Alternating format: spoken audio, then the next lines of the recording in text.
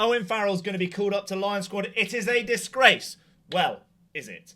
We wanted to give our perspective as people that watch a lot of French rugby on this interesting story emerging today around the fact that Andy Farrell may call up his son Owen Farrell as a replacement for the injured Elliot Daly in the Lions squad.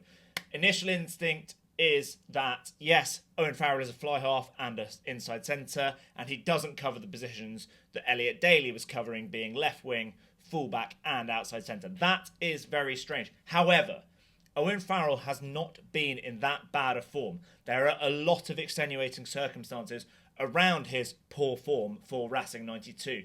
The first being that he was clearly injured throughout the season. He's only played 17 games all season. That shows signs of the fact he was injured.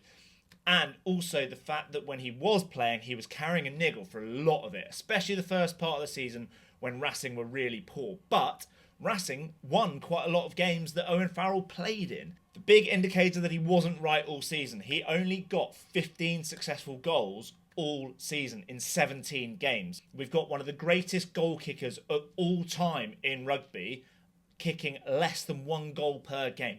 That shows that he was not fully fit because he wasn't kicking at goal.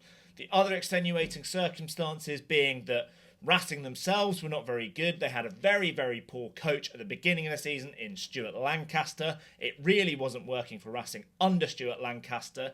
The other myth there is that Dan Lancaster, Stuart Lancaster's son, completely outplayed Farrell this season. Well, actually, Dan Lancaster was dreadful at the start of the season until his dad got sacked by Racing, and then he was actually quite good.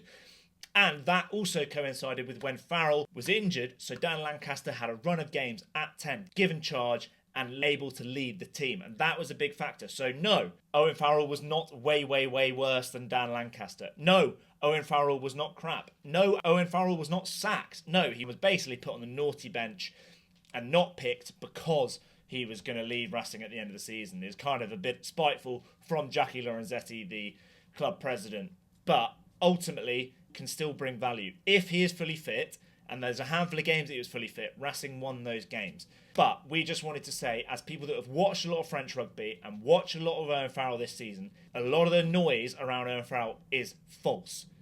Let's look at Owen Farrell on a simple level. He's a good player. He has experience. He can play 12 and give a second playmaker option as a 12.